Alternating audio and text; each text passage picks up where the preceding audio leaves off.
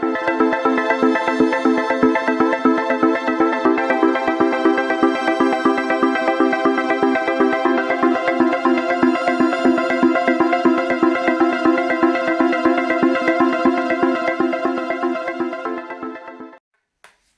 everybody, my name is Jessica and thank you for watching my Budget Freedom video series.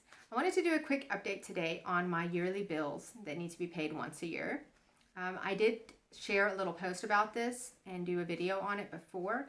This is just an update so you can stay in the loop. I showed you this before, so I have this sheet that are all the bills that need to be paid once a year.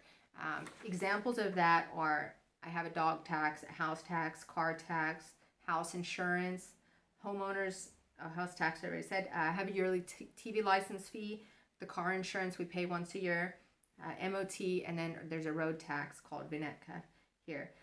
And I list those all here on my yearly bills to be paid sheets. I have the due date, so what month it's due in. So, and you arrange them obviously from January to December. So these were all due in March. This one was due in May. This one is due in June, October, and then 2 more in December.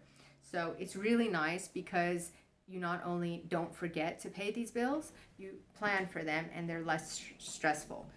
Then you can go ahead and write down what the item is that you're paying, like example, house tax, car tax, house insurance, whatever it is, and then the amounts.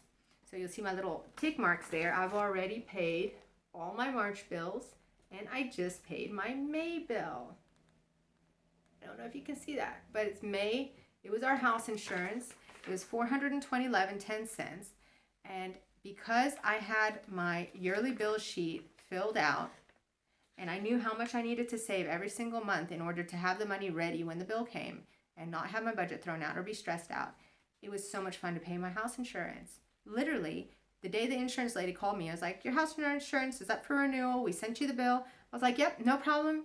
Let me know, and I'm going to pay it today. And it was fun. I know, I'm a geek. But I had so much fun just logging in, getting it paid, getting it out of the way, and not thinking twice about it. I literally haven't thought about my house insurance payment, which I paid this month, until I made this video. And I paid it over 2 weeks ago. So that is the beauty of budgeting. And this is why I say that you budget to freedom. And that's why I name my channel Budget Freedom. Because when you budget, you give yourself freedom. You give yourself the ability to not stress, to be able to plan ahead, to know where your money is going and what it's doing, and to make better choices in life. And I'm not speaking from someone who has a high salary. We have a very, very low income, and money is very, very tight around here, and it has been for a long time. But because I budget so well, I don't feel the stress most of the time.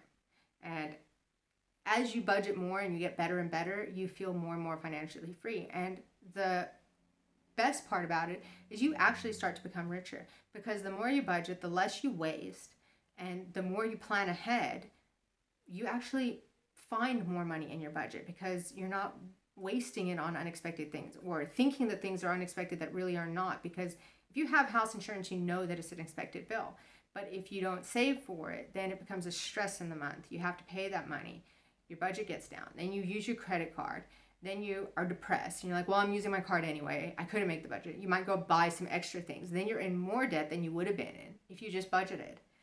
I don't know if you can see the circle there, but the circle is that if you stop, budget, save the money, and pay the bills, yeah, you might not have an extra $1,000 left over this month, but you're not going to be in debt another $300.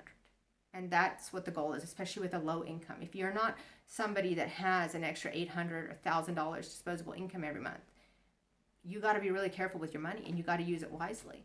And by doing this over the 8 years, I am actually up to saving money every single month now. And it has been a long, hard journey, and I'll share more of that with you. But it's only due to being able to budget and being able to take control of our finances that I'm now getting to the point where, like, all right, we got all of that taken care of, all of that is sorted. Now we're just going to start saving and building wealth. So I would really, really encourage you guys to do that. Just a quick refresher. So when you add up all the bills that you have to pay for the year, which my total is $1,495.83, you divide that by the 12 months in the year, and then you get your monthly amount that you need to save every month. The monthly amount that I have to save is $124.65. Now that's a lot easier to save every month than being hit with 420 in 1 month. Do you see the difference there? So I set aside $124 or $11.65 a month. And that way, when May comes around, in my savings account, I already have $600 because I'm saving for all of these things that need to be paid by the end of the year. So it's absolutely no stress for me to log into that account, pay the house insurance, take it off my list, keep saving for the other bills that are due by the end of the year, and not worry about it. I don't have to worry in October that I have to pay a $540 left car insurance payment, because I know that as long as I save this $124.65 every month, that's going to be taken care of, no problem. I know that my October budget is not going to be thrown out because I forgot to save for this. Do you see where I'm going with it? By saving and dealing with a smaller amount every single month that you need to save, and saving it for those months when you have to make these huge payments, it takes the stress off of you. And another thing to think about is it's only $124.65 a month that I'm saving towards all these bills that I have to pay by the end of the year. If I wasn't saving that every single month, how easy is it to spend $124 every month? It's so easy. You can go out for dinner. You can go, you know what, I really need some new shoes and I need a new jacket, or I've been meaning to, do something in the garden. There's a million reasons why you could quickly and very easily use that money. And then when the bill comes, you get hit really hard in that month. Most people don't have an extra $400 to $500 a month to pay a big bill that's unexpected. So it doesn't matter if my yearly bills are okay, $1,500, let's round it up. It's not that much. But even if you have $5,000 a year that you need to pay in property tax, and actually more so, if you have to pay things, big amounts of money like that, $5,000 in property tax, maybe $2,000 in car insurance, homeowners insurance, another $1,500. If you have big bills like that, you don't want to be stuck in a month where you have to be laying out $2,000 or $3,000 to pay that off. It's much easier to save $400 or $500 a month and know that it's covered and it's taken care of. And that way, also whatever's left over every month can be assigned to savings or to sinking funds or whatever it else is that you need.